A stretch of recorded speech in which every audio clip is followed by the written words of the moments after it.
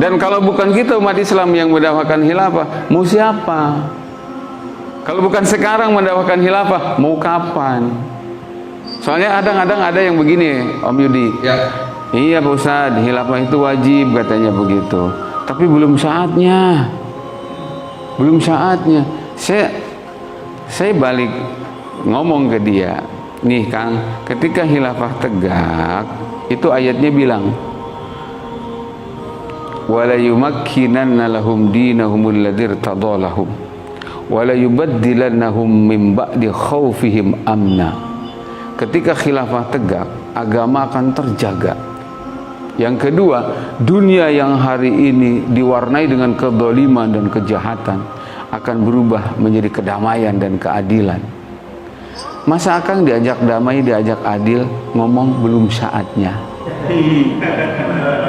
Anda menikmati kegalauan.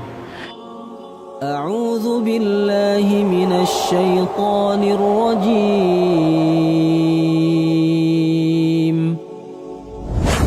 Bismillahirrahmanirrahim.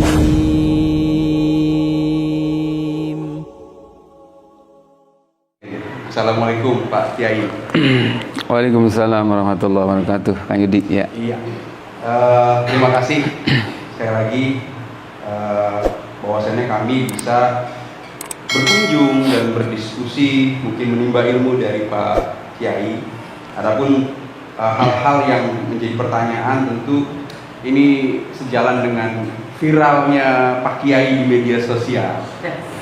Ini satu sisi yang saya sendiri jarang melihat ada seorang kiai yang kemudian berani berbicara sesuatu yang mungkin bisa dikatakan masyarakat hari ini fobia dengan khilafah, fobia dengan syariat, fobia dengan fobia dengan Islam. Jadi sebenarnya apa latar belakang Pak Kiai kemudian berani mendobrak sesuatu yang tidak semua orang mau untuk melakukan itu, Pak Kiai? Punten, Pak Kiai. Iya. Jadi Assalamualaikum warahmatullahi wabarakatuh. Soal berani itu di setiap orang ada. Soal takut juga itu di setiap orang ada. Tapi kita sebagai muslim sebenarnya sudah dididik berani karena benar, takut karena salah. Itu aja sebenarnya. Jadi kalau saya di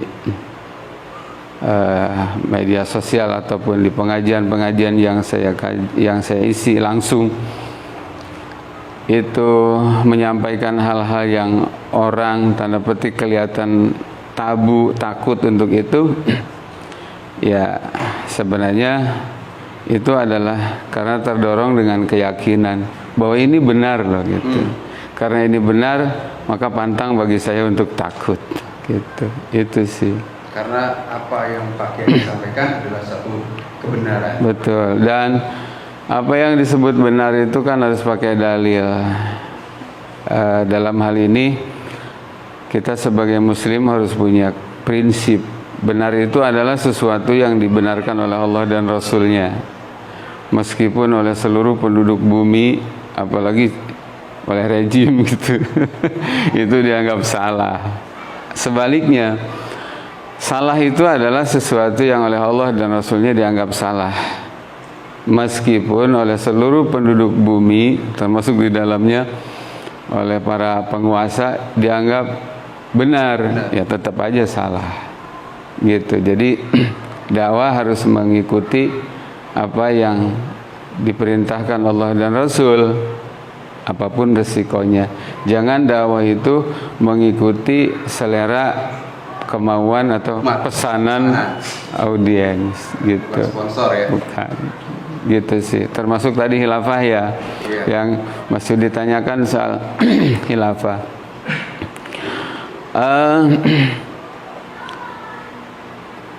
Terserah mereka mau benci khilafah, asal tanggung jawab aja, lancang, menstigma negatif khilafah, itu urusan mereka. Termasuk khilafah dilarang, khilafah ancaman, itu urusan mereka. Urusannya juga bukan dengan saya, tapi dengan Allah dan Rasulnya. Tapi saya sebagai asli lulusan pesantren, punya kitab, ternyata khilafah itu wajib. Ya, di kitab-kitab semua 4 madhab itu memang khilafah itu wajib. Karena ini wajib, maka saya harus menyampaikan ini wajib. Soal opini mengatakan, oh ini terlarang, mari kita buktikan dalil, mari kita buktikan sejarah.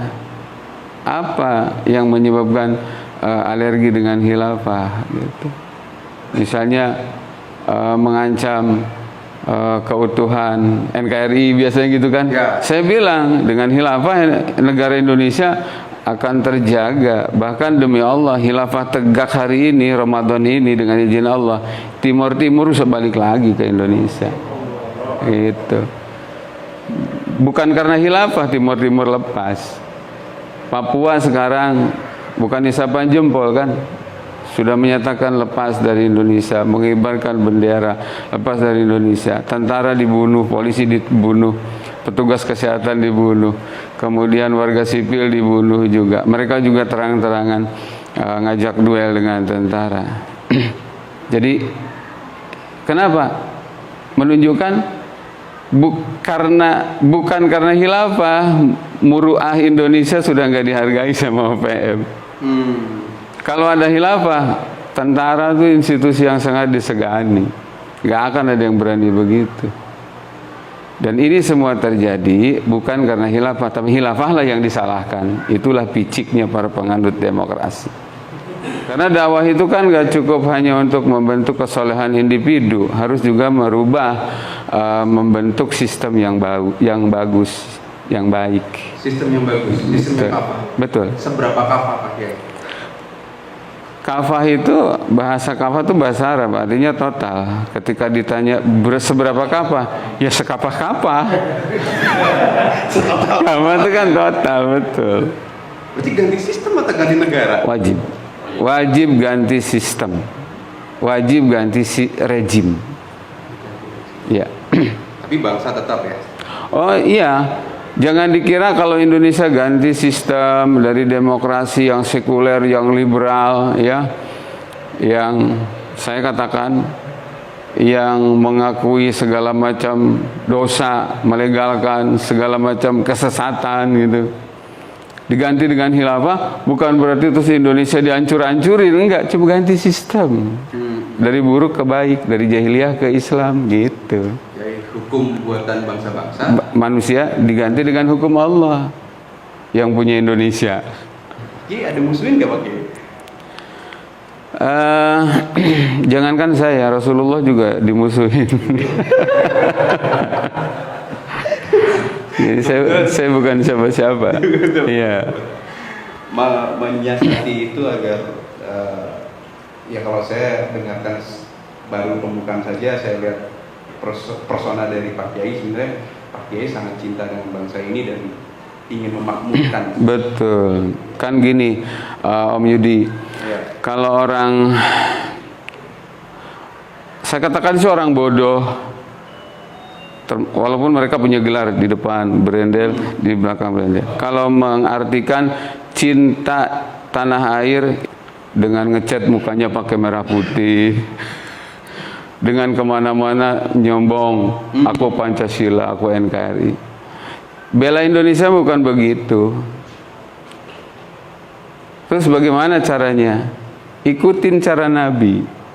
Dan ini diabadikan lewat perkataan sahabat Umar. Laqad kunna adzalla qaumin. Kami ini dulu adalah kaum yang paling hina. Jahiliyah kan? Jadi mengalami 2 masa sahabat Umar. Fa'azzanallahu bil Islam. Kemudian Allah memuliakan kami, mengangkat kami dengan Islam. Jadilah kami bangsa yang maju, kata sahabat Umar tuh. Bangsa yang merdeka dalam arti yang sesungguhnya. Menjadi bangsa yang disegani, dihormati, bukan ditakutin, disegani, dihormati. Bil Islam. dengan Islam. Famahma natlubul izza bi ghairihi adzallanallah. Kata beliau, maka kalau kita ingin mulia tapi bukan dengan Islam, itu salah. Yang ada Allah akan menghinakan kita. Begitulah ceritanya. Jadi untuk membuktikan bela Indonesia itu artinya apa? Berjuanglah siang malam supaya hukum jahiliyah yang sekarang dikekepin ini dibuang, diganti pakai Islam. Itu namanya cinta dan bela sejati untuk Indonesia, tempat di mana saya dilahirkan.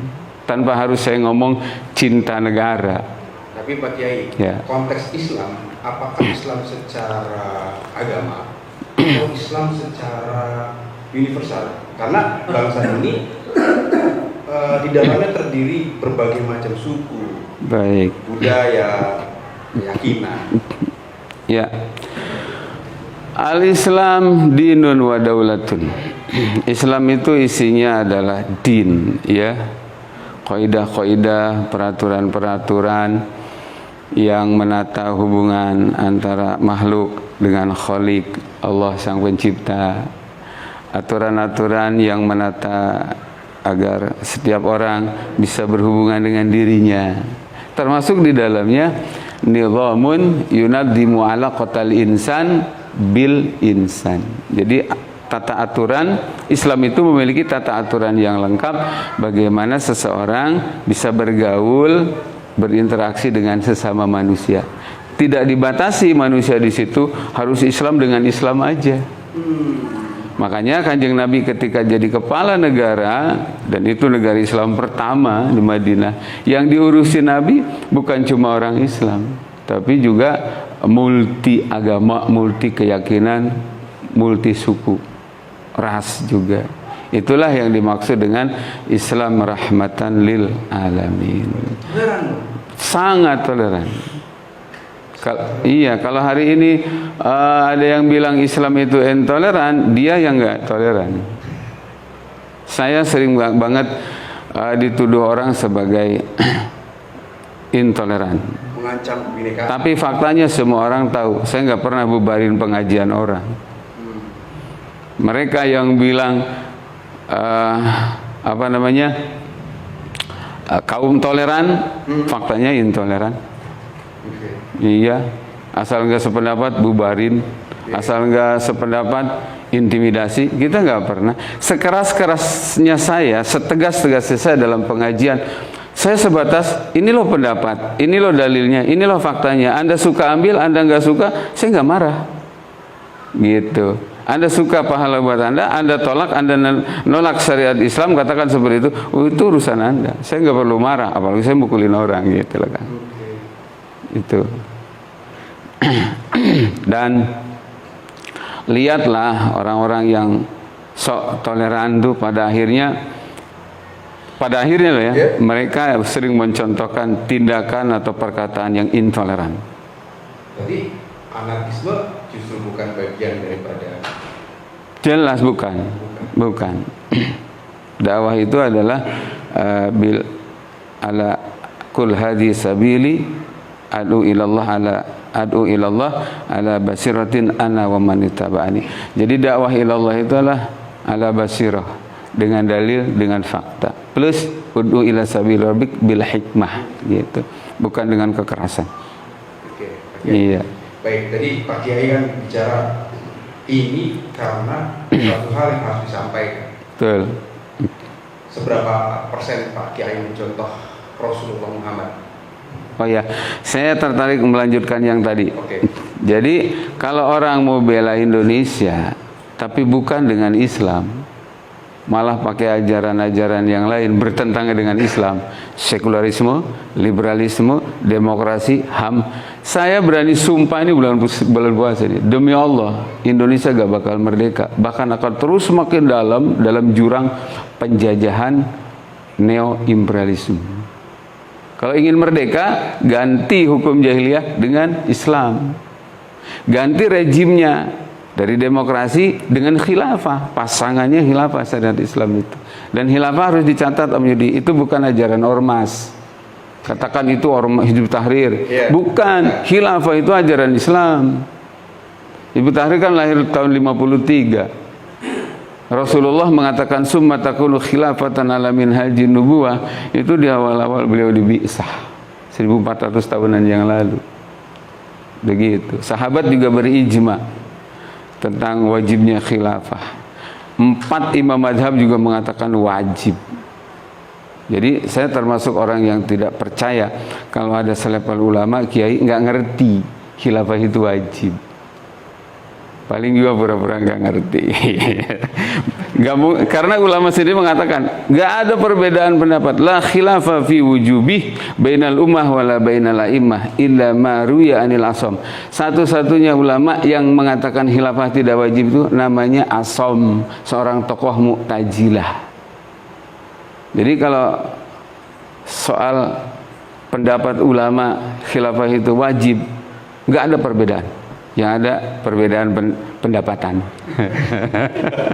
Emang khilafah itu dasar ayatnya apa? Terus kata dasarnya apa? Khilafah itu di Al-Quran surat Al-Baqarah 30 ya. Wa in qala rabbuka lil malaikati inni ja'ilun fil ardi khalifah. Itu Imam Al-Qurtubi di tafsirnya mengatakan hadhil ayat aslun fi wujubi nasbil khilafah. Kata Imam Al-Qurtubi, seorang mufassir ulung, itu mengatakan ayat ini termasuk salah satu yang mendasari hukum khilafah itu wajib. Khalifah itu orangnya, kepala negaranya, institusinya adalah khilafah. Itu kalau bicara ayat. Kemudian kalau bicara tentang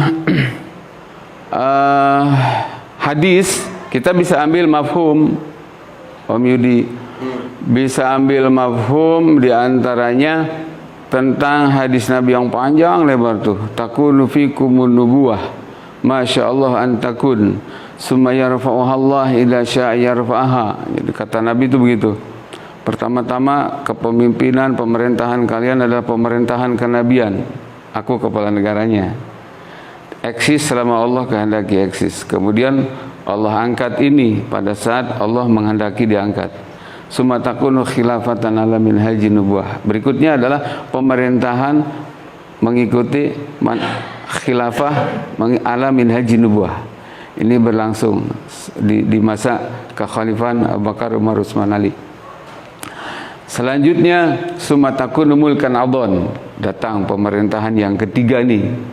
Itu disebut mulkan adon. Jadi pemerintahan yang menggigit, ya.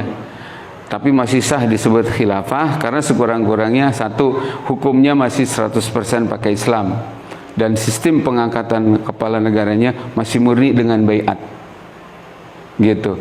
Maka masih sah disebut sebagai khalifah. Tapi dari segi kualitas ini di bawah era Abu Bakar, Umar, Utsman, Ali. Kemudian kata beliau summa takunu mulkan jabriyah, kata Nabi akan datang pemerintahan dengan nama mulkan jabriyah setelah mulkan adon. Apa mulkan jabriyah itu? Satu pemerintahan yang satu hukumnya sudah sama sekali nggak pakai Islam. Ya, kalaupun dipakai Islam bukan karena iman, tapi karena unsur manfaat. Contoh di negeri kita ini masih mengakui hukum haji, bukan karena iman terhadap wajibnya haji, ada duitnya, Om Yudi. Bab talak, bab perceraian, begitu ya, begitu. Tapi ala kulli hal hukum sudah bukan Islam. Ini bukan jabriyah nih, sudah hukumnya nggak pakai Islam, kemudian para penguasanya juga dolim. Tapi kata Nabi ini ada masanya. Setelah ini berakhir, summa takunu khilafatan ala minhajin nubuwah. Akan datang nanti kekhilafahan ala minhajin nubuwah. Disebutkan ini era khilafah an-nubuwah as-saniyah karena yang pertama di era Abu Bakar, Umar, Utsman, Ali. Ini akan datang. Setelah itu Nabi bilang summa sakata. Itu semua nubuatan. Itu. Kita berada di era mulkan jabriyah. Ya, mulkan jabriyah. Jadi penguasanya udah nggak berpihak ke rakyat, berpihaknya ke pemodal gitu ya. Meskipun KTP-nya Islam, ya, tapi hatinya benci sama Islam. Tapi hukum Islam di sini sejalan tidak dengan hukum kesemestaan? Kalau dibilang begini, yang jelas sih Islam datang untuk mengganti semuanya, bukan untuk menyesuaikan, atau apalagi ketika Islam dianggap tidak sesuai, Islamnya yang harus adaptasi. Seperti pernyataan Pak Mahfud MD, dakwah kita ini tugasnya adalah mengindonesiakan Islam, bukan mengislamkan Indonesia. Itu kata-kata yang apa itu? Ya. Jadi Islam itu mau diindonesiakan. Jadi nanti apa yang ada di Indonesia, kulturnya apa, yang baik, yang buruk, yang hak, yang batil, pokoknya Islam harus mengikuti selera ini. Kebalik. Yang ada adalah mengislamkan Indonesia. Karena ketika Indonesia diislamkan, sistemnya pakai Islam, rakyat Indonesia termasuk mereka yang non-muslim, demi Allah dijamin kesejahteraannya oleh Islam. Pelayanan maksimal. Betul. Listrik gratis, kesehatan gratis, pendidikan gratis, jalan tol gratis. Itu dalam Islam. Betul. Saya berharap Pak Jokowi bangun jalan tol lebih banyak. Betul. Nah, jadi Islam itu akan menjamin, melayani, mengayomi ya rakyat apapun agamanya. Tapi di kalimat ini ada pihak yang nggak suka, maka dibuatlah fitnah. Islam ancaman, khilafah ancaman. Bukan. Islam khilafah karena akan menerapkan syariat Islam, itu yang akan menyelamatkan. Sekurang-kurangnya begini, Om Yudi. Ya. Ketika Indonesia pakai Islam dan sistemnya juga pemerintahannya dengan khilafah, itu yang akan terjadi begini. Jadi kan nanti hukum publik ini sekurang-kurangnya ketika khilafah tegak itu, satu, agama terjaga. Agama terjaga dari penista. Orang-orang di luar Islam juga sebatas didakwahin untuk masuk Islam. Ketika tidak, la ikraha fiddin, tidak dipaksa. Betul. Yang kemudian berikutnya adalah hifdun nafas, nyawa terjaga. Ya, karena ada kisos kan. Kemudian ada hifdul mal, kekayaan terjaga. Tidak ada ketimpangan. Ya, terus nggak ada orang semena-mena mencuri, memalak, merampok, korupsi segala macam, nggak bakal. Berikutnya ada hifdun nasab wa nasal, keturunan terjaga. Nah, itu berlaku untuk muslim dan non-muslim. Jadi ketika ada yang bilang khilafah itu ancaman, itu saya bisa simpulkan. Satu, dia orang yang tidak serius dalam agama, sehingga ingin bebas. Hari ini Islam, besok ganti agama, besok ganti lagi agama, kayak orang ganti sendal. Satu, dia akan terancam dengan khilafah tuh. Yang kedua, orang yang menolak ditegakkannya khilafah, itu otaknya otak ngeres, jiwa pembunuh, karena tidak suka ketika nyawa dipelihara. Tiga, yang nolak khilafah padahal menerapkan syariat Islam, salah satunya adalah hifdul mal, menjaga kekayaan individu, kekayaan negara, kepemilikan umum.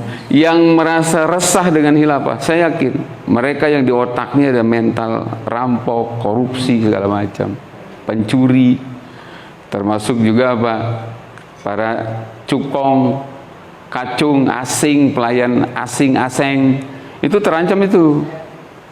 Yang keempat apa? Para penjinah. Waduh, saya kalau khilafah tegak nggak bebas saya jinah gitu. Islam termasuk yang anti dengan perzinahan, tapi Islam akan mengarahkan kepada pernikahan. Ya, jadi hal-hal yang bisa menjurus kepada perzinahan itu A sampai Z diurusin sama Islam. Hari ini kenapa orang begitu mudah berzina? Satu, karena minimnya pendidikan dan pemahaman agama, itu akan ditingkatkan di dalam Islam. Yang kedua, perzinahan. Kenapa banyak orang senang dengan perzinahan? Karena di Indonesia zina itu dilegalkan. Legal. Legal. Sekurang-kurangnya saya bisa menyimpulkan dari Kemendikbud. nomor 30 tahun 2021 itu. Isinya itu legalkan zina itu. Apa tuh Pak Kiai? Saya belum tahu nih, saya baru tahu. Ya, buka ya. Nah, rinciannya begitu. Dan ini didiskusikan di banyak forum.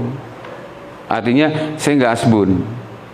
Gitu. Jadi selama dua belah pihak tidak ada yang menjadi korban, itu nggak bersalah. Itu bukan delik hukum. Kan itu artinya apa? Monggo bari jinah mah gitu. Betul. Bahasanya memang tidak dilegalkan, tapi seperti itu. Tidak berdelik hukum manakala kedua belah pihak tidak ada yang merasa jadi korban gitu. Itu kan artinya apa? Buat orang yang sehat bisa menyimpulkan ini membolehkan. Cuma permainan kata-kata aja. Ya, berikutnya adalah bahwa kenapa banyak orang berzina? Karena nggak ada hukum yang tegas untuk para pelaku zina. Beda dengan Islam. Kenapa marak perzinahan?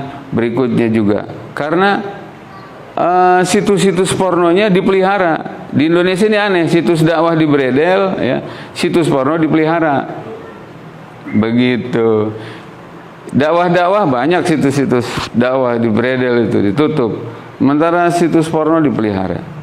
Ada prostitusi online, judi online, ya, pinjaman online, semua online.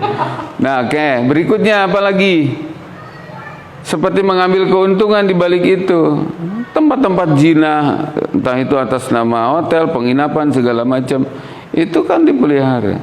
Bahkan dianggap sebagai, oh ya, saya setuju banget tuh. Jadi ingat nih saya. Dulu waktu salah seorang gubernur, ya, berani menutup Alexis, ya, tempat zina itu. Saya masih ingat itu pernyataan Pak Tito itu. Waktu itu jadi Kapolri dia bilang, kenapa harus ditutup? Mereka nggak bikin resah ke masyarakat, bahasanya nggak bikin resah. Dan Alexis itu kan ada kontribusi ke negara, pajaknya sampai 30 miliar per tahun. Saya masih ingat angkanya itu. Ya, di berita. Artinya apa? Negara itu merasa berterima kasih dengan para pelacur. Maka bagaimana Indonesia jadi berkah? Gitu. Emasnya dikasih ke asing untuk membiayai negara, pakai duit racur. Jadi ini bodoh kapah namanya. Berikutnya, kenapa banyak perzinahan? Ternyata selidik demi selidik, ada juga sebenarnya para pelacur itu yang berzina karena terpaksa desakan ekonomi. Nah, di dalam Islam nanti indah banget nih. Dalam Islam yang diterapkan secara kafah dan tentunya hanya oleh khilafah. Pertama, pendidikan gratis, kesehatan gratis, keamanan gratis, BBM gratis, atau sekurang-kurangnya hanya mengganti biaya pengolahan. Bayangkan, pajak nggak ada, efeknya apa coba? Beban hidup orang menjadi ringan. Terus ada lagi bab Ihyaul Mawat. Ihyaul Mawat itu apa? Negara akan secara paksa mengambil alih tanah yang 3 tahun nggak dikelola. Punya siapa ini? Dikasihkan ke warga negara yang nggak punya tanah. Itu nanti untuk mereka, maaf ya, perempuan-perempuan yang menjualkan dirinya di tempat-tempat pelacuran atas nama terdesak kebutuhan ekonomi, itu nggak akan terjadi. Bayangkan, pendidikan ditanggung anaknya, kesehatan ditanggung, pajak nggak ada, sembako murah, kemana-mana dilayani oleh negara, tanah juga punya. Kalau masih kekeh ada yang jinah juga, ini bukan karena keterdesakan, karena kesukaan. ya doyan dihukumlah. Jadi itulah hebatnya Islam. Itulah hebatnya Islam. Makanya di Aceh itu pernah ada survei, walaupun Aceh belum 100% kafah ya, paling tidak adalah undang-undang Perda atau apa yang fokus kepada menyoroti soal prostitusi, kurang lebihnya begitu. Itu yang terima kasih siapa coba? Banyak non-muslim. Terima kasih katanya dengan Perda ini, ya, saya menjadi nyaman dalam rumah tangga. Betul. Tidak jajan lagi. Kayak begitu. Ya, jadi memang saya tadi bilang, kenapa harus takut? Gitu loh. Jadi sebenarnya hukum Islam tidak mengancam Wow. mereka yang berada di luar Islam. Enggak sama sekali. Enggak sama sekali. Cuman dari mana kita mulai Pak Kiai? Terserah Om Yudi. Gitu. Iya. Dari mana kita mulai? Iya. Jadi kalau mau bela Indonesia tuh pakailah sebagaimana Nabi membela tempat kelahirannya. Jadi seberapa Iya. persen kita nyontoh Nabi? Baik. Mencontoh Nabi itu ada kaidah ya. Di usul fikih itu ada al-aslu fi af'alin nabi al-ittiba illa ma warada ad-dalilu ala takhsisihi bin nabi. Jadi hukum asal mencontoh semua perbuatan Nabi itu adalah wajib, kecuali ada dalil yang menjelaskan bahwa bidang ini khusus untuk Nabi gitu. Kalau yang itu kita enggak diperintahkan untuk ikut ke Nabi. Tapi selama tidak ada dalil yang mentaksis, maka kita wajib mencontoh Nabi gitu. Wajib. Ya. Poligami. Waduh, poligami. Iya. Beliau juga poligami. Ya. Perlu tahu saya nih. Baik. Hukum Islam itu kan ada wajib, haram, sunnah, makruh, mubah ya. Ya. Nah, poligami itu jatuhnya di mubah. Boleh. Boleh. Iya. Apakah seorang itu memahami Quran harus pergi keluar negeri Pak Kiai atau sekolah jauh?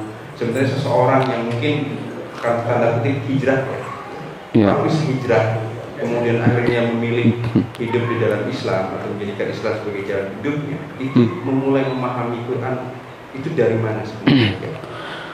Ya, kalau di mana ngaji, kepada siapa, tempatnya di mana aja bebas. Yang penting kalau jurusannya ke Quran, ya belajarlah ke ahli Quran, ahli mahraj, ahli tajwid gitu. Naik peringkat ke pemahaman Al-Quran, tentu ke ulama-ulama yang menguasai nahwu shorof, yang bisa membuka kitab-kitab tafsir. Tidak harus ke luar negeri. Indonesia udah banyak para ulama. Gitu Kang Sudi. Iya. Ulama-ulama itu rata-rata 30 tahun ngajarin wudu mulu kan? Ah, itu masalahnya. Jadi iya, tadi pagi itu, tadi sore jam 4. Saya ngajar anak santri, ya kitabnya Nidham Islam. Pas babnya bab juga Nidham Islam. Saya jadi teringat karena Om Yudi nanyain ya. Iya. Di Islam itu ternyata tidak ada dikotomi. Ini ruhaniawan, otomatis jangan nyentuh politik misalnya. Ini ulama tugasnya ngurusin ibadah aja, 30 tahun babudu gak kelar-kelar misalnya gitu. Urusan ekonomi, budaya, sosial, pendidikan, hankam, politik, bernegara, itu bukan urusan saya. Itu dikotomi, bahasa ininya sekuler. Itu yang sekarang terjadi. Jadi benar, ulama di Indonesia ini banyak. Tapi sayangnya ulamanya banyak yang tidak mencontoh Nabi. Sebagai ulama menguasai ilmu agama sekaligus juga menguasai urusan dunia, politik dunia. Karena beliau seorang pemimpin dunia. Betul. Pemimpin bangsa. Iya.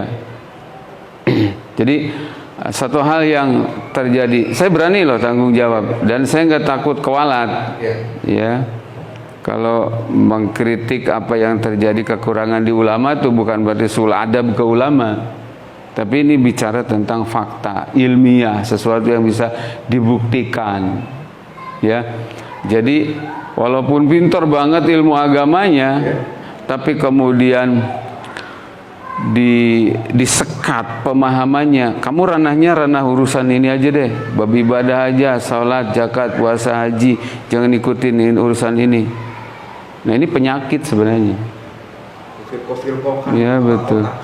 Perintah kafah itu adalah memahami Islam utuh, mengajarkan Islam utuh, mempraktekkan Islam utuh. Begitu. Secara keseluruhan, Ya. holistik, Iya. secara utuh.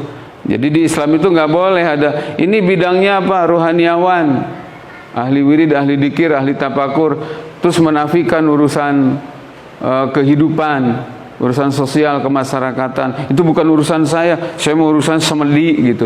Itu bukan. Dalam Islam nggak ada istilah begitu, nggak boleh.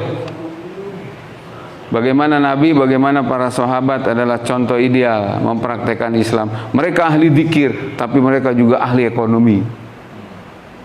Mereka ahli wiridan, nangis di tengah malam, besoknya ahli administrasi, gitu. Canggih ini. Nah, yang sekarang dipraktekkan oleh banyak orang, termasuk mohon maaf, banyak oknum ulama dan kiai, nggak begitu. Dah, saya mau ngurusin ngajar aja, urusan pertama naik mah bukan urusan saya. Waduh, kacau. Ya, urusan saya mah urusan ngurus santri, ngajar sapinah, kalau di pesantren tuh ngajar takrib, ngajar fathul muin. Urusan ibu kota negara mau pindah, itu bukan urusan saya. Parah ini. Kacau. Nggak boleh ini terjadi terus menerus kayak begini. Ini nggak sesuai mempraktekkan Islam kayak begini dengan para sahabat. Nggak sesuai. Tapi kan banyak banget. Ini gimana nih? Kalau saya tidak salah, ya dalam beberapa tahun yang lalu, sempat MUI kalau nggak salah dengan kementerian mengeluarkan satu ide gagasan mensertifikasikan para ulama. Tapi sampai sekarang nggak tahu tuh saya beritanya. Mungkin untuk itu kali, atau bagaimana pandangan Pak Kiai? Untuk membungkam, karena nanti yang dapat sertifikat diperbolehkan ceramah segala macam, yang dapat sertifikat dari mereka, yang enggak boleh. Dan kalau orang model saya kemungkinan nggak dapat sertifikat, nggak lulus, gagal. Pakai jalur calo, gagal, pakai orang dalam. Orang dalam. Iya. Gitu. Selamanya Pak Kiai yang mendobrak mainstream nggak lulus, Pak. Jadi kemarin juga beberapa waktu lalu saya ngaji di Garut. Kebetulan forumnya forum ulama. Saya bilang seharusnya para ulama itu malu. Kenapa? Kenapa yang aksi di depan mengkritisi kedoliman rejim penguasa yang tidak bisa ngurus rakyat, urusan COVID, urusan IKN, urusan 3 periode lah segala macam, urusan hutang yang sudah menggunung sampai tembus di angka 7.500 triliunan, dan itu tentu dibebankan kepada rakyat. Kenapa yang kritik ini kok mahasiswa? Pertanyaan saya, kemana kiai? Gitu kemarin saya bilang. Kemana ulama? Kalau bahasa Sundanya mah era gitu jadi kiai. Urusan kritis tentang kedoliman yang menimpa umat kalah cepat sama anak-anak. Malu saya, bener, serius. Harusnya yang ada di garda terdepan itu, yang kemarin itu para ulama, para kiai. Ya, sejarah saya pernah dengar bahwa rumusan ya sebelum PKI. Ya. Itu kan dalam itu para kiai juga. Betul. Ya itu tadi yang tadi Om Yudi bilang ya. Maaf. Masih banyak yang nggak peduli dengan persoalan kehidupan, taunya urusan pesantren aja, ngajar kitab, urusan rakyat bagaimana makan apa enggak, negara kelilit hutang kayak begini, kedaulatan negara sekarang sudah nggak ada. Pengen bukti Om Didi? Boleh, contoh. Kan Indonesia pernah nih ngebor minyak di Kepulauan Natuna, dimarahin sama Cina coba. Artinya apa? Udah nggak ada harga dirinya nih, tanda petik nih negara ini. Udah begitu, pernah juga ada kapal Cina ngambilin ikan di Kepulauan Natuna. Bukannya dilarang, sempat terjadi kejar-kejaran. Cuma itu pakai senjata, ini yang ngejar pakai keris. Aduh ampun, lucu banget. Terus ada seorang menteri bilang, Cina itu bukan mencuri ikan, tapi mengejar ikan Cina yang lari ke Indonesia. Saya bilang, lah ya lu pikir otak bangsa Indonesia bodoh? Orang udah pada melek sekarang, gitu Midi. Oke, Pak Kiai, balik lagi ke khilafah sebagai satu sistem hukum yang mungkin juga sebagai bentuk dari sebuah ideologi. Yeah. Apakah nanti pemerintahan ini juga akan berganti, bukan presiden, atau menjadi sebuah kerajaan gitu, parlemen gitu? Baik, khilafah bukan ideologi, Om Yudi. Oh, bukan ideologi. Bukan. Oke. Ya, yang ideologi itu adalah Islam. Islam yang ideologi. Ya. Baik. Kalau khilafah itu tepatnya adalah bagian dari syariat Islam. Ini penting diluruskan. Terus, ya di dalam sistem khilafah, saya bandingkan dengan demokrasi lah ya. Boleh, boleh. Ya. Jadi bedanya begini, khilafah itu nanti bedanya dengan demokrasi, calon pemimpinnya harus memenuhi kriteria 7 syarat.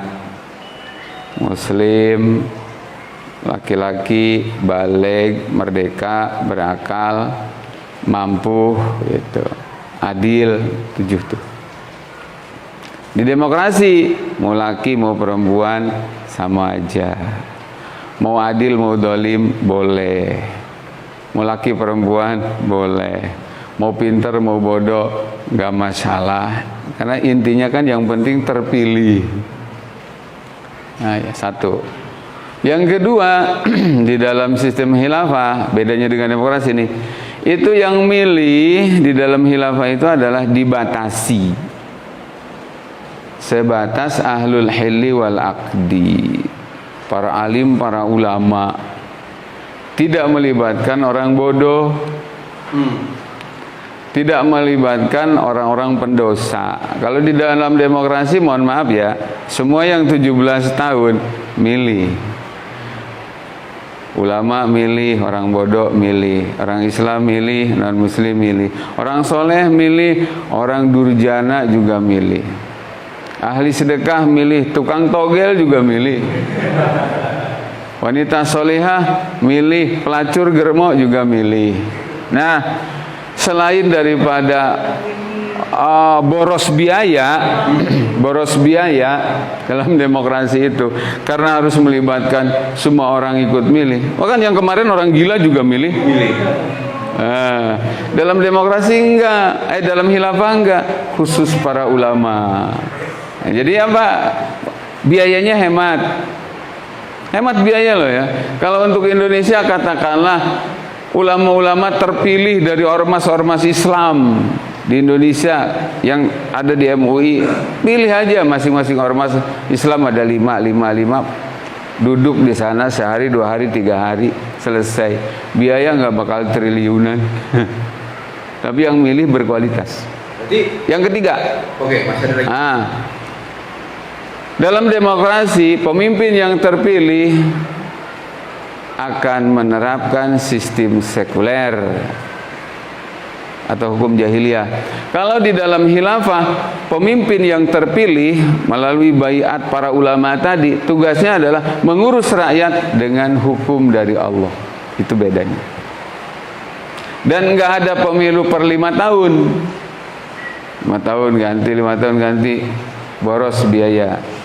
Yang ada di dalam khilafah, selama terus menjalankan syariat Islam, mengurus rakyatnya, mengurus negaranya, di situ dijamin akan terjadi kesejahteraan, maka tidak ada pemilu, tidak ada baiat, terus kecuali khalifahnya melanggar syariat dan terang-terangan, maka itu nanti dimakjulkan oleh mahkamah al-zalim. Ada. Saya ingat khutbahnya Abu Bakar. Oh ya. Waktu beliau pertama kali dilantik. Beliau bilang selagi saya tidak melanggar hukum Islam, maka wajib saya untuk diikuti. Betul. Berarti kalau sejalan dengan Pancasila, kalau interpretasi yang barusan Pak Kiai sampaikan, itu aktualisasi dari sila keempat. Sebentar. Permusyawaratan. Saya malah mau nanya ke Om Yudi. Pancasila masih dibicarakan. Emang Pancasila masih ada? Ya, menarik ini. Iya. Saya mau nanya, apa masih ada Pancasila itu? Kalau dari sila satu saja ketuhanan yang Maha Esa, ya sebagai dasar ideologi kita ada Pak Kiai. Interpretasinya yang belum menyeluruh. Betul. Kemanusiaan yang adil dan beradab ada nggak? Belum.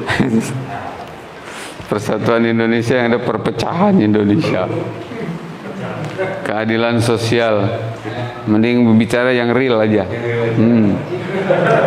Karena koruptor, penjual aset-aset negara hari ini bisa legal tuh dengan tameng Pancasila.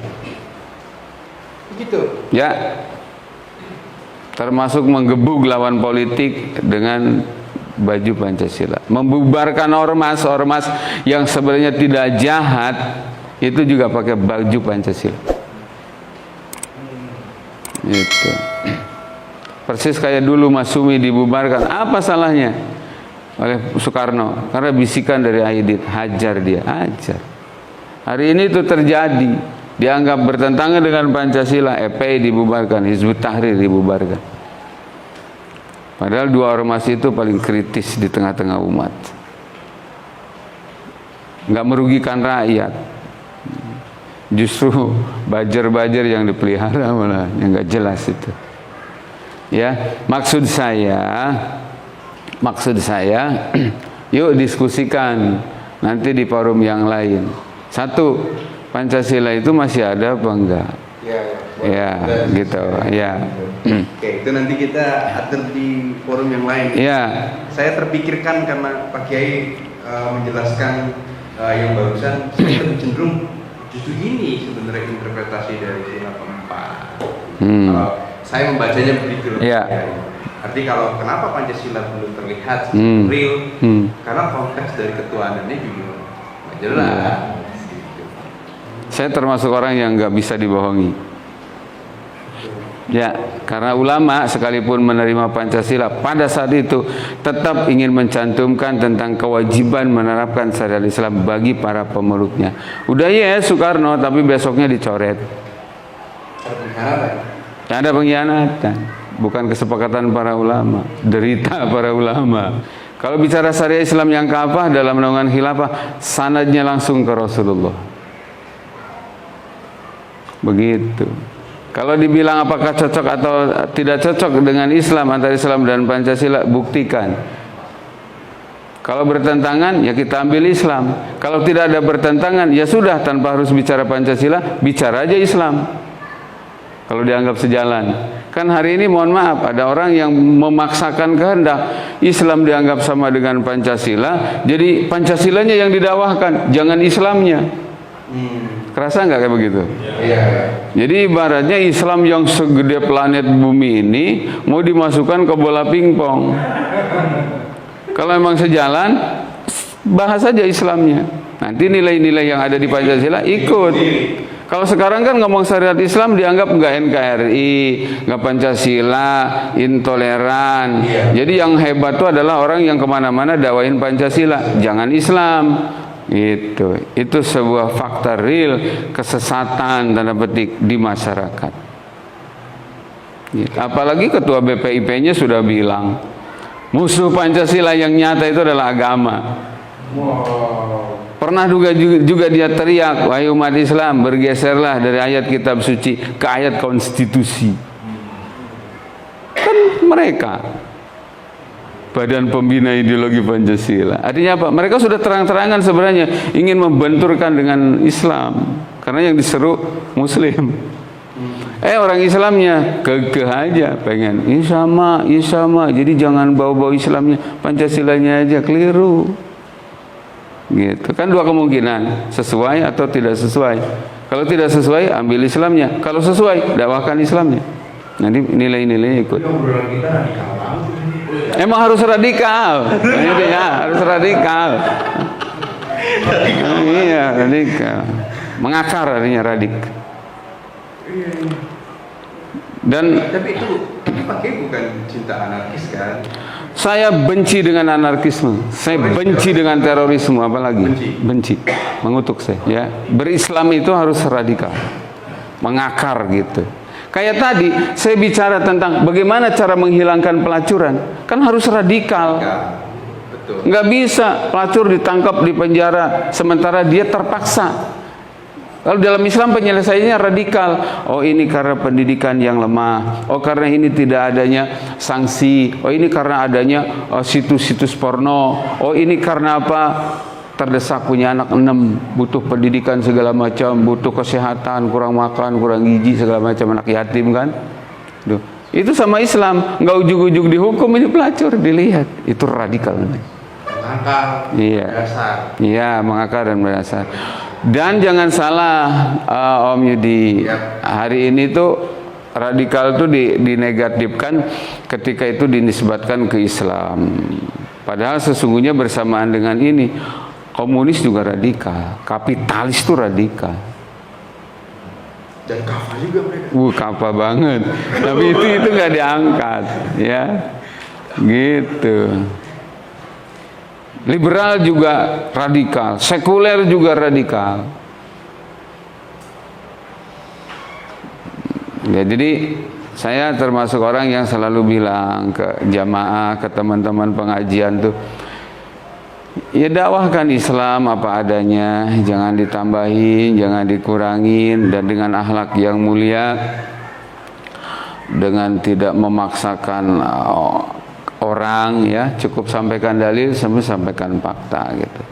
Nanti kemungkinannya Pak diterima atau ditolak. Ditolak levelnya beda-beda. Ada sekedar ya gitu aja ada. Tapi ada juga yang menolak sambil mitnah, ini radikal. Kalau gara-gara dakwah Islam yang benar dikata radikal, jangan takut. Buka bajumu, tepuk dada. Saya radikal sejati gitu. Gitu. Kita menjadi Oke. Kita lebih dari 1 jam ini. Lanjut, saya cari topik lain. Kita ngomongin mudik deh Pak Kiai. Iya. Yang kapan sih istilah mudik? Mudik ya. Itu hukumnya apa itu mudik tuh? Kalau selama tidak dikatakan wajib, ya artinya yang nggak mudik tuh nggak merasa berdosa, yaitu mah mubah-mubah aja. Nggak bisa dibilang wajib, nggak bisa dibilang haram, nggak juga dibilang sunnah. Tapi kalau isi dari mudik itu adalah silaturahmi, ya, kemudian ketemu orang tua, pulang dari perantauan, yang kayak begitu, ya masuk. Iya. Karena kan rata-rata mudik itu adalah satu tradisi dalam suatu menyambut atau perayaan dari Idul Fitri. Menurut Quran, apa itu Idul Fitri? Id kembali al-fitri fitrah, ya, sambungannya dengan hadis Nabi, kullu mauludin yuladu alal fitrah wa innama abawahu yuhawidani au yunassirani au yumajjisani. Jadi setiap bayi yang lahir itu kan fitrah, kayak kertas putih gitu. Ibu bapaknya lah yang punya pengaruh penting, ini anak jadi Yahudi, jadi Nasrani, jadi Majusi atau apa. Jadi kembali ke Idul Fitri artinya kembali ke fitrah. Jadi setelah puasa sebulan, ya, taraweh, hatam Quran, terus tingkatkan ibadah sunnah, perketat diri dari maksiat. Ketemu tuh hari dimana karena bonus dan fadilah-fadilah di hari-hari Ramadan, ampunan dosa segala macam, maka orang ini di hari raya setumpuk menggunung pahala dan kebaikan, 0% dosa. Jadi Idul Fitri itu cuma bagi mereka yang ibadah. Kalau konteksnya dalam hukum Islam, itu bagaimana kaitan Idul Fitri dengan hukum Islam? Kalau sebentar, ada ulama mengatakan laisal id liman kana saubuhu jadid walakinnal id liman kana imanuhu tazid liman kana ta'atuhu tazid gitu. Jadi id itu bukan bagi mereka yang bajunya baru, nggak puasa juga ngaku Idul Fitri, ya puasa enggak, itu taraweh enggak, dia paling depan di garda terdepan Idul Fitri. Ya bukan bagi mereka. Idul Fitri itu adalah buat orang yang selama Ramadan berjuang keras gitu ya, meningkatkan keimanan dan ketaatan. Sehingga disebutkan di situ, Id bukan untuk orang yang bajunya baru, tapi Id bagi orang yang iman dan taatnya bertambah. Gitu. Laisal id liman kana subuh jadid, walakinnal id liman kana imanuhu wa ta'atuhu tazid. Gitu. Masih belum puas nih, Pak Kiai.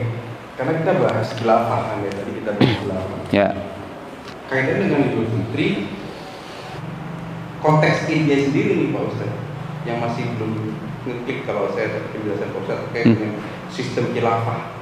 Apakah nanti akan tetap ada Idul Fitri ketika khilafah ada? Ada. Tetap ada? Iya. Dalam arti gini loh, serangkaian ibadah terkait yang dikhususkan di Idul Fitri itu kan ya, satu penetapan Syawal, satu Syawal. Kalau ada khilafah nggak akan ada terjadi Lebaran Senin dan Kemis dan Jumat, nggak ada. Memulai puasa Sabtu dan Minggu, nggak ada. Ra'yul imam yarfa'ul khilaf. Gitu. Nanti khalifah yang memutuskan, kembali ke hukum syara. Sumu li ru'yatihi wa abtiru li ru'yati. Berpuasalah kamu di satu Ramadan karena melihat bulan, atau berlebaranlah kamu di satu Syawal karena melihat bulan. Nanti itu di seluruh dunia melakukan ru'yah. Selanjutnya isbat, khalifah yang memutuskan. Gitu. Jadi ketika khilafah tegak, nggak akan terulang nih kayak begini-gini nih. Ngeri loh perbedaan hari raya itu. Betul. Saya kemarin untuk orang yang dewasa mungkin mohon maaf ya, nggak masalah, nggak jadi gesekan sosial. Ada di satu daerah di mana saya ngaji di situ, satu kabupaten di Jawa Barat. Gara-gara beda Lebaran, berikutnya bikin masjid berbeda. Awal-awalnya nggak langsung bikin masjid, tapi ada satu rumah yang dimanfaatkan pakai toa. Diteriakin, gustu kuatnya yang pakai baju bedug, gitu. Udah nggak tahan ya katanya, sudah pakai baju bedug, baju Lebaran, sampai digituin orang. Dan pecah masjid, jaraknya dekat. Nah ini akan terus terjadi ketika sistemnya pakai kayak sekarang, nggak ada khilafah.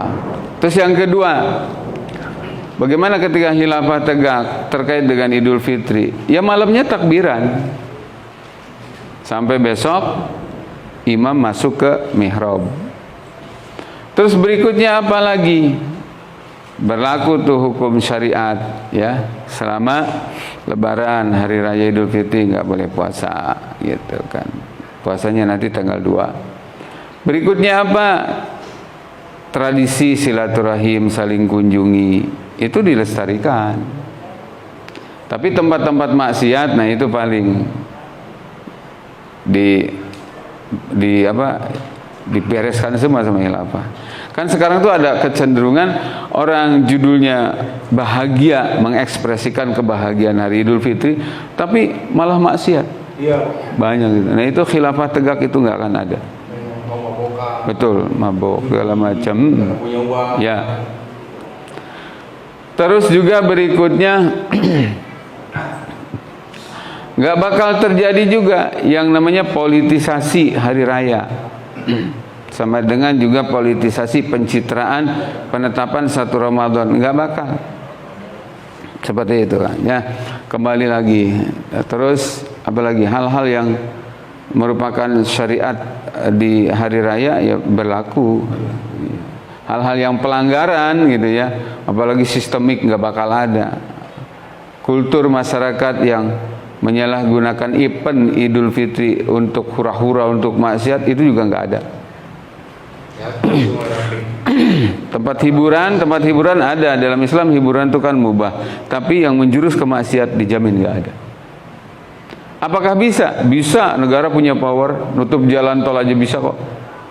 Nanti 28, 29, 30 lajur tol itu kan dibuat satu arah. Karena negara yang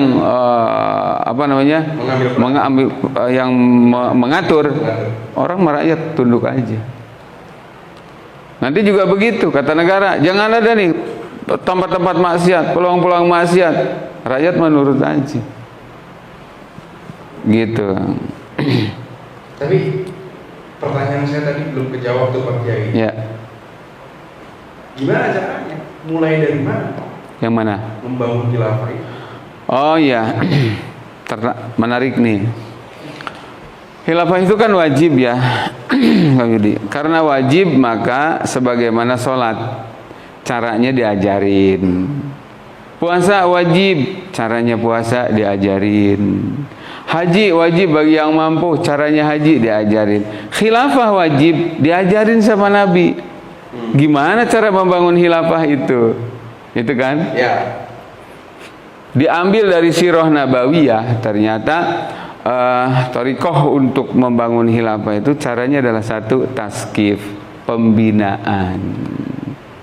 Jadi pembinaan ya secara rutin, terstruktur gitu. Yang kedua, tafaul ma'al ummah. Interaksi dengan umat, sampaikan khilafah itu wajib. Ada yang nolak, ada yang nerima, biasa. Gitu. Jangan sombong ketika diterima, jangan putus asa ketika dakwah ditolak. Sampaikan aja terus. Nabi melakukan itu nomor satu. Yang ketiga, talabun nusrah. Orang-orang khusus itu merapat kepada tokoh-tokoh simpul umat.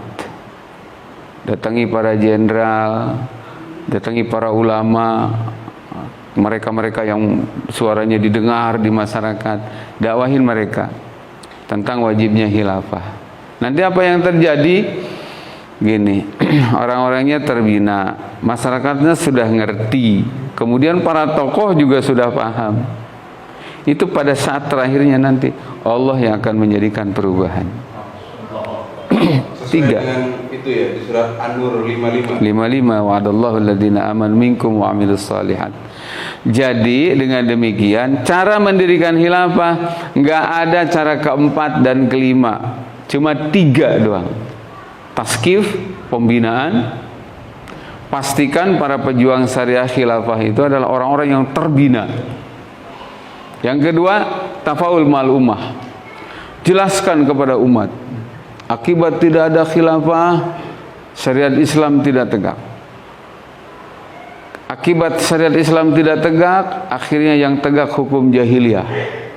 Akibat dari hukum jahiliyah yang tegak, ekonomi kita hancur, moral kita hancur, pendidikan kita hancur, keamanan negara kita hancur, gitu. Bangsa kita menjadi bangsa yang mohon maaf hanya pindah model, dulu dijajah secara fisik, hari ini dijajah non fisik. Gitu. Kasih tahu ke umat. Kasih tahu ke umat, nih BBM sekarang mahal, itu akibat tidak diterapkan pengelolaan sumber daya alamnya tidak pakai syariah. Minyak goreng kemarin langka, bilang karena tidak ada khilafah, akibat tidak diterapkan syariat Islam. Gimana cara itunya? Kasih data. Hampir 25 juta lahan perhutanan ya, yang sejatinya itu merupakan kepemilikan umum, dikelola sepenuhnya oleh negara, diserahkan kepada rakyat, diserahkan kepada 19 pengusaha. Akhirnya apa? Terbesar kebun sawitnya, tapi sulit mendapatkan minyak goreng. Sekalinya keluar, harganya sudah melambung tinggi. Ada yang bermain, siapa? Mafia. Gitu. Apa namanya tuh? Kartel. Iya, gitu. Jelaskan dalam khilafah, enggak mungkin. Nanti umat ketika sadar menerima khilafah, 2 kemungkinan. 1, kalau orang yang beriman dikasih ayat, dikasih hadis langsung iman. Ini loh ayatnya, ini hadisnya, ditopang ini loh kesepakatan para sahabat, inilah kesepakatan para ulama. Orang yang imannya benar dengan itu langsung iman. Tapi ada juga orang yang dengan ayat, dengan dalil nggak masuk, kasih fakta. Ya, mudeng dia. Oh gitu ya. Nah itu lumayan. Yang kasihan tuh yang bebel banget, dikasih ayat nggak terima, dikasih fakta juga nggak mudeng. Kadang-kadang saya mikir, ini orang kasih makanan apa sampai belet kayak begini gitu. Sekurang-kurangnya kan nggak ngerti ayat, nggak ngerti hadis, dengan fakta berasa gitu loh. Gitu. Tadi yang keempat dan kelima apa Pak Ustaz? Nggak ada. Pak Kiai? Tiga aja.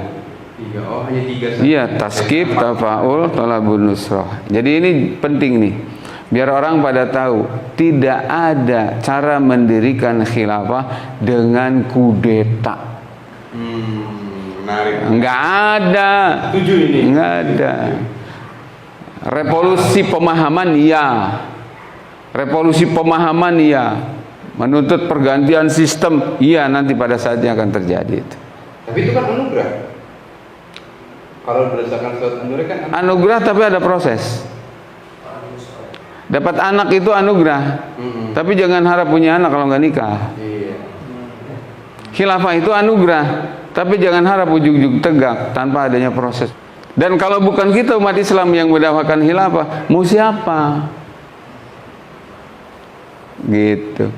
Kalau bukan sekarang mendakwakan khilafah, mau kapan? Soalnya kadang-kadang ada yang begini, Om Yudi. Ya. Iya Pak Ustadz, khilafah itu wajib katanya begitu. Tapi belum saatnya. Belum saatnya. Saya balik ngomong ke dia, nih Kang, ketika khilafah tegak, itu ayatnya bilang, wala yumakkinanna lahum dinahumul ladzi irtadalahum wala yubaddilannahum min ba'di khaufihim amna. Ketika khilafah tegak, agama akan terjaga. Yang kedua, dunia yang hari ini diwarnai dengan kedzaliman dan kejahatan akan berubah menjadi kedamaian dan keadilan. Masa Akang diajak damai, diajak adil, ngomong belum saatnya. Anda menikmati kegalauan. Ketika khilafah tegak, perzinahan itu disanksi tegas. Masa akhirnya apa? Rumah tangga orang pada nyaman. Diajak begitu, Anda bilang belum waktunya. Oh, Anda menikmati perzinahannya. Jangan-jangan Anda termasuk orang penzina ini. Gitu. Ketika khilafah tegak, koruptor itu dibabat habis itu, tegas banget koruptor itu. Kan salah satu yang menyebabkan Indonesia bangkrut itu karena kejahatan koruptor kan. Dan saya berani bilang Om Yudi, kalau koruptor itu sesungguhnya adalah tidak lebih baik daripada teroris.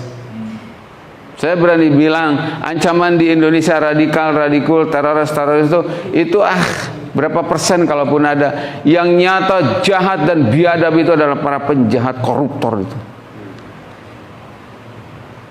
Dia membunuh nyawa secara pelan-pelan.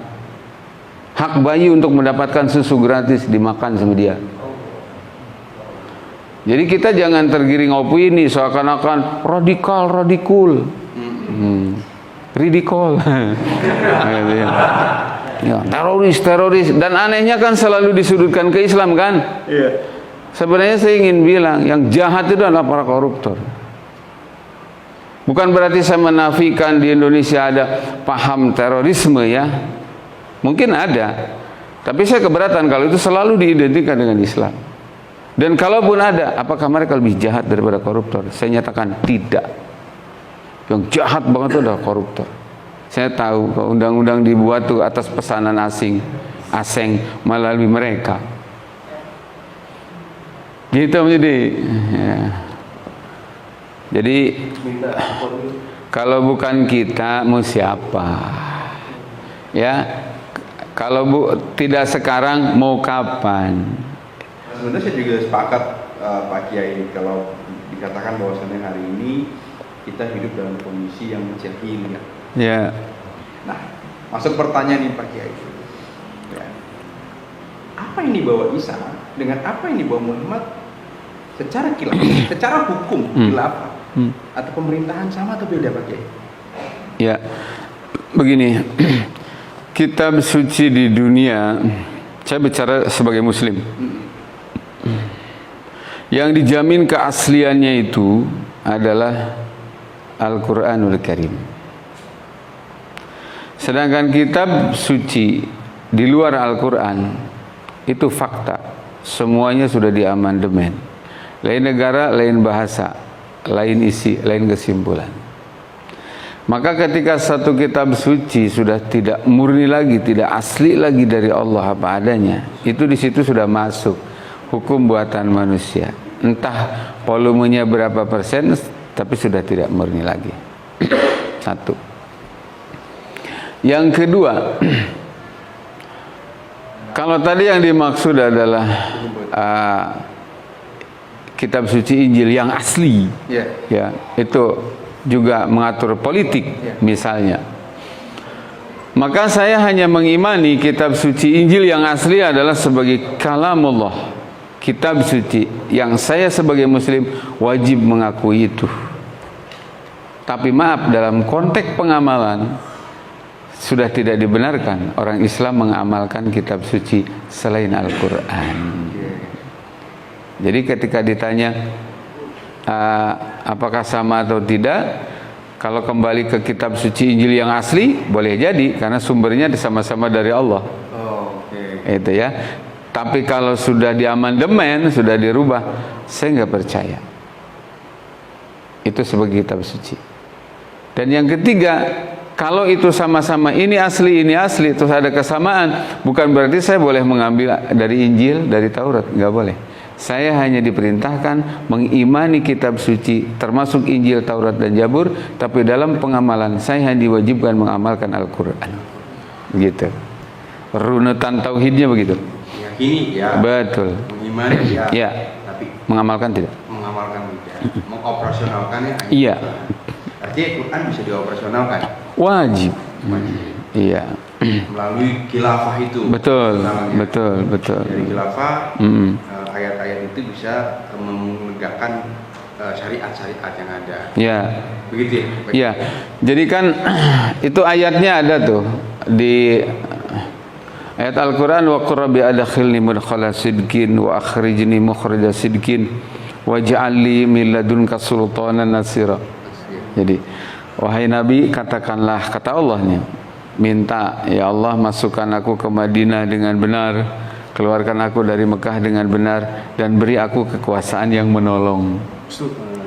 Sultanan nasira. Itu adalah salah satu yang Allah perintahkan kepada Nabi agar Nabi berdoa minta itu,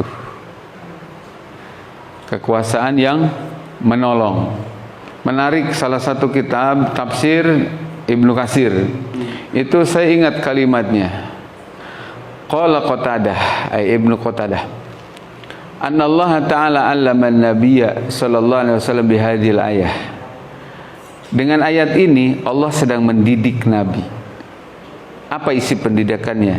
An la taqata lahu bihadzal amri. Nabi itu tidak akan kuat untuk menegakkan ini agama dengan target kafah, illa bisultanin, kecuali harus dengan kekuasaan. Jadi Islam tegak tanpa kekuasaan mustahil.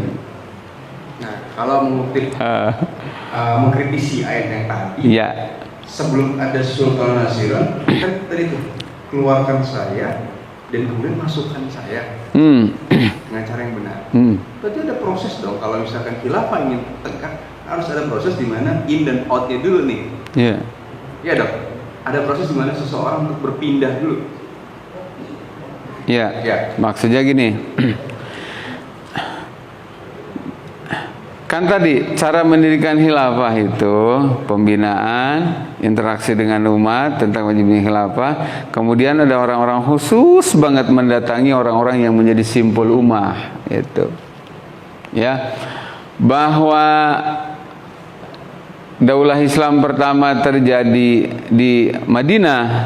Nabi melalui proses hijrah itu tidak menafikan dengan apa yang saya sebutkan tadi. Jadi Nabi tiba-tiba jadi kepala negara di Madinah itu hasil daripada 3 sebelumnya. Pengkaderan, interaksi dengan umat, tokoh-tokoh didakwahin, dapatlah dukungan Bedanya apa? Yang didakwahin di Mekah konsentrasi Nabi. Nabi hanya mengutus beberapa sahabat pilihan untuk mendakwahi tokoh-tokoh di Madinah. Ternyata yang menerima Islam di Madinah. Yasrib. Ala kulli hal, kemudian Nabi ke sini pindah. Karena tempat yang menerima untuk ditegakkannya syariah dengan kepala negaranya Rasulullah itu Madinah. Nah, soal ini mah soal apa? Kondisional. Misalnya saya di sini. Saya di sini dakwah di Indonesia. Khilafah tegak di Indonesia. Syukur alhamdulillah. Ternyata yang mendakwahkan khilafah itu kan bukan cuma di Indonesia. Di seluruh negara sekarang ada, Om Yudi. Ya. Tidak kurang dari 60 negara ya. Ternyata Allah takdirkan berada di negara mana? Nanti khalifah-khalifah yang memutuskan. Yang penting seluruh muslim di dunia tinggal ikut baiat sam'an wa ta'ah. Itu. Tentang apakah wajib saya orang Indonesia pindah di mana khilafah itu tegak?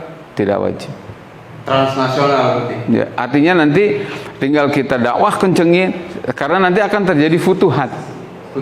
Futuhat itu adalah penggabungan. Nanti semuanya akan bergabung. Ini sejarah akan berulang nih. Jadi kalau negara-negara imperialis menyebarkan ideologi kapitalis atau komunis itu kan dengan perang. Kalau Islam enggak, dengan dakwah.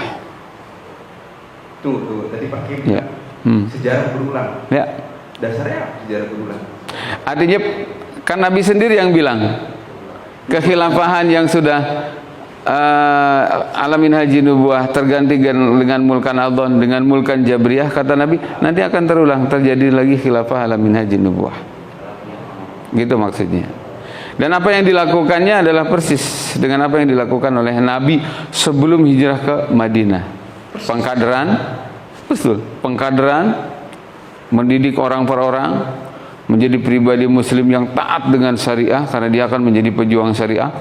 Kemudian dakwahin kepada umat.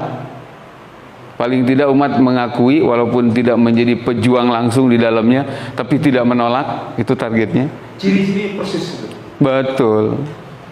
Makanya disebut alamin haji nubuah. Manhaj itu kan torikoh. Cara jadi khilafah yang dijanjikan oleh Nabi akan datang lagi itu bukan khilafah KW.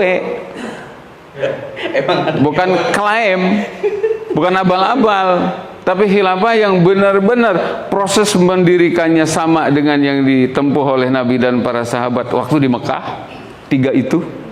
Yang kedua, khilafahnya tegak benar-benar untuk menegakkan syariat Islam secara kafah sehingga dunia nanti paling tidak di Nuqtatul Ula namanya, di negara di mana nanti akan terjadi, di situ dulu itu betul-betul terjamin semuanya. Setelah itu baru futuhat, dakwahin negeri-negeri mayoritas kaum muslimin dulu begitu. Pertanyaan lagi Pak Kiai. Ya. Pak Kiai bilang menjadikan. Saya tadi teringat nih tentang surat Al-Baqarah 30 ya. Ya. Bahwasanya Allah menjadikan Adam sebagai Khalifah. Karena saya sepakat bahwasanya khilafah adalah solusi. Ya. Cuman apakah kisah Adam itu hanya sebatas Adam manusia pertama atau memang Allah sedang mencontohkan proses pembentukan khilafah ketika Adam menjadikan khalifah gitu. Jadi bukan hanya sebatas manusia gitu. Ya. Untuk Nabi Adam sendiri saya terbatas di tafsir itu ya. Satu di tafsir Jalalain sebutan Nabi Adam sebagai khalifah fil ar, tugasnya adalah litanfi di ahkamillah. Untuk menerima hukum-hukum Allah kemudian ditegakkan di tengah-tengah masyarakat manusia pada zaman itu yang jumlahnya masih sebatas anak-anak beliau. Terus Imam Al-Qurtubi menjadikan ayat ini seperti tadi saya katakan, hadhil ayat aslun fi wujubi nasbil khilafah. Di antara dalil wajibnya menegakkan khilafah adalah ayat ini di antaranya. Tapi secara spesifik bagaimana proses mendirikan khilafah, bagaimana struktur pemerintahan khilafah, bagaimana semua ya termasuk di dalamnya peradilan, sistem khilafah, ekonomi khilafah, sumber cara mengelola sumber daya alam, menciptakan keamanan dalam negeri, luar negeri, gitu ya, hubungan antar negara, sistem khilafah. Saya mencontohnya lebih tertarik dari Rasulullah. Sirah Nabawiyah. Iya, karena kebetulan kitab-kitab itu yang saya kaji. Saya nggak ngaji kitabnya di zaman Nabi Adam. Maka saya nggak berani lebih lanjut. Tapi yang tadi, bahwa dalam tafsir Ibnu Katsir itu disebutkan, jadi Allah mendidik Nabi dengan ayat ini bahwa Nabi itu tidak akan kuat. La taqata lahu bihadzal amri, buka kitab tafsir katanya, illa bisultanin, kecuali dengan kekuasaan. Artinya apa? Kalau Nabi saja manusia yang afdalul makhluqat, imamul anbiya wal mursalin, itu untuk menegakkan agama kafahnya harus dengan sultan. Terus hari ini mengatakan nggak perlu pakai pemerintahan, Islam bisa jalan sendiri. Siapa elu? Nggak mungkin. Nggak mungkin, mustahil. Jelas kan? Begitu. Jadi saya optimis, ini hanya persoalan kapan dan di mana.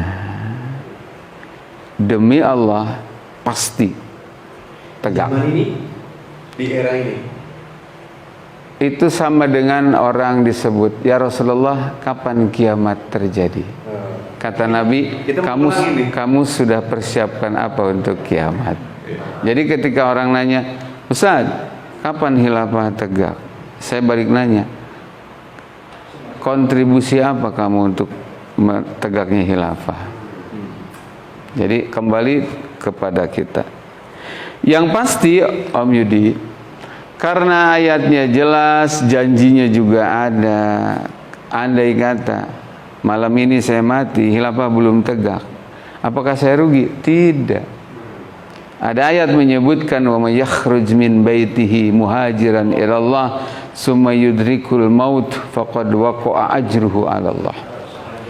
Siapa orang yang keluar rumah pada saat itu kan ingin hijrah dengan Nabi, kemudian di jalan meninggal dunia, maka pahalanya sudah utuh sebagaimana Nabi dan sahabat lain yang sudah sampai di Madinah.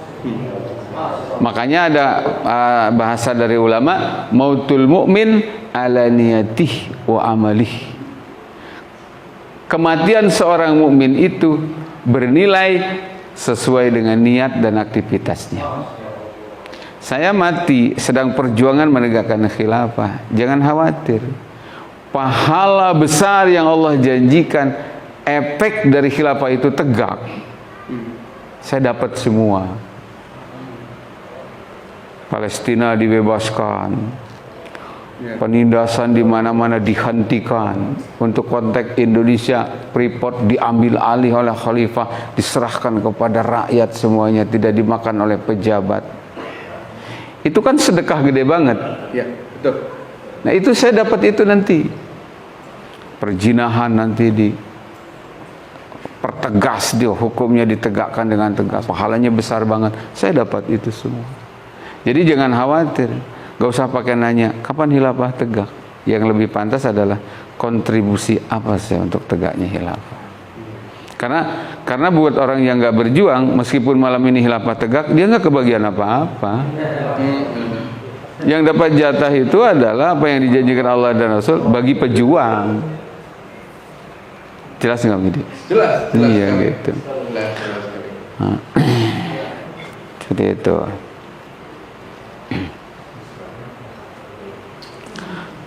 Terus gini lagi Om Yudi.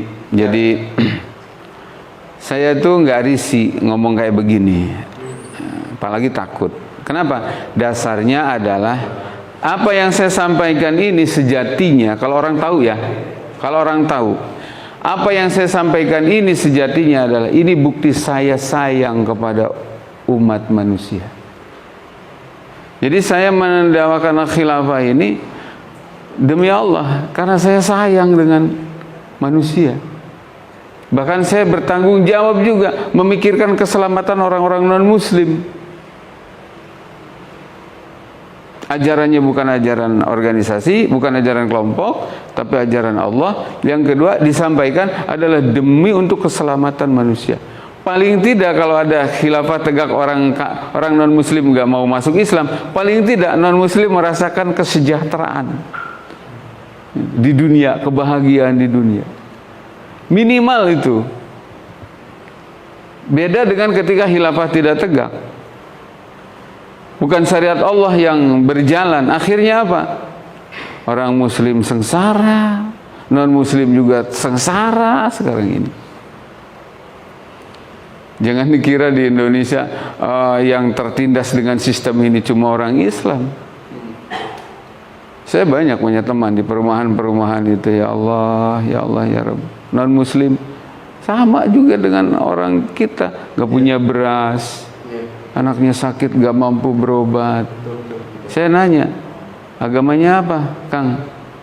A, katanya agamanya. Ya Allah, kasihan banget ya, gitu. Jadi saya begini itu sedang berjuang untuk nasibnya umat, dan gak digaji lagi. Ya, digajinya sama Allah dan janji dari Rasulullah. Nih ayatnya nih gitu. Dan saya mendakwahkan ini demi keselamatan umat, demi kemakmuran bangsa. Saya dakwah begini nggak 5 tahun sekali.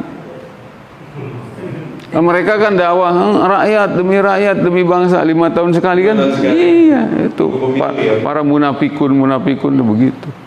Keluar ayatnya, keluar hadisnya, susah senang bersama rakyat, ya, segala macam. Ya, sempat kan jadi macan Asia, sekarang jadi tikus Asia juga. Demi rakyat, ada tikus juga ternyata. Mungkin berat kali melawan sistem yang besar. Karena bahasa ini selain radikal, ini juga terlihat utopis kok, pakai. Iya kan? Orang kalau nggak menyentuh kolbunya, ini suatu hal yang utopis. Ini hanya khayalan, hanya kegilaan semata, mungkin seorang Ahmad C. Iya betul. Iya kan? Iya. Makanya Sayyidina Ali bilang, undur maqala wala tandur man qala. Perhatikan isi yang disampaikan, jangan kamu melihat siapa yang menyampaikan.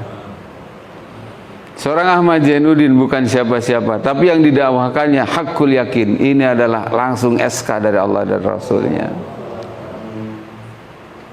Merintanginya bukan merintangi saya. Ya sudduna an sabilillah gitu. Gitu. Jadi Sayyidina Ali yang bilang itu, jangan lihat siapa orangnya, lihat kontennya.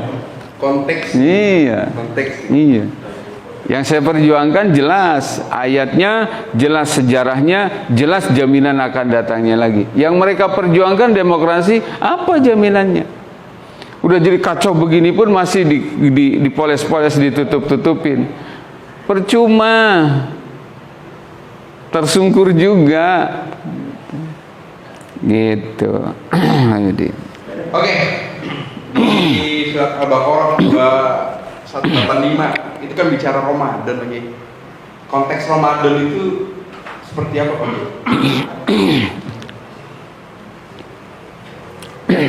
Spesifiknya apa?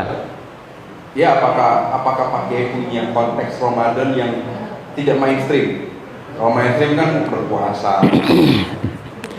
Ya, ada bahasa ya. Rasulullah Muhammad itu menjalankan puasa sepanjang beliau menegakkan hukum Allah. Betul. Ya, yang jelas begini. Ending dari hikmah puasa itu kan la'allakum tattaqun. Kutiba alaikumusiyam kama kutiba alal ladzina min qablikum la'allakum tattaqun, supaya kalian semua bertakwa. Nah, apa takwa itu? Imtisalul awamir wajtinabun nawahi, kan? Melaksanakan semua perintah meninggalkan semua larangan Allah. Bisakah predikat takwa diraih tanpa adanya penerapan syariat Islam? Saya jawab, gak bisa. Bisakah mendapatkan predikat muttaqin versi Allah dan Rasulnya loh ya, bukan versi masing-masing orang, tanpa adanya khilafah? Jawabannya nggak bisa. Kalau begitu gimana dong kita ini orang? Kan tetap harus ke target maksimal. Kembali ke kita, apakah kita puas dengan situasi yang sekarang ada? Atau ada ingkar di dalam hati dan kerinduan untuk berjuang menegakkan Islam, menegakkan khilafah? Bagi dia dapat nilai sempurna takwa. Kayak tadi, berjuang menegakkan khilafah, keburu mati, khilafah belum tegak, dapat dia. Saya punya cita-cita ngapalin Quran, sedang saya hafalkan. Baru setengah juz saya meninggal dunia. Karena niat dan amalnya sudah real konkret di hadapan Allah nanti di akhirat, saya akan dikumpulkan dengan para hufaz. Ketika khilafah belum ada, sekarang nih Ramadan ini, khilafah tidak tegak. Bisakah saya mendapatkan nilai predikat takwa yang diperintahkan oleh Allah dan Rasulnya? Bisa. Siapa? Yaitu orang-orang yang tidak memahami hanya sekedar puasa, tapi juga meyakini bahwa takwa itu harus orang dan sistem. Maka dia berjuang. Jelas nggak, Midi? Jelas. Takwa harus. Susah kalau cuma orangnya disuruh takwa, sistemnya dibiarkan maksiat. Betul kan? Contohnya. Jadi ibaratnya disuruh mandi, tapi dibuangkan sampah. Betul. Contoh ya. Takwa bulan Ramadan karena nggak ada syariah, masya Allah. Tempat-tempat maksiat juga berderet. Kafe, diskotik semua jalan. Gimana?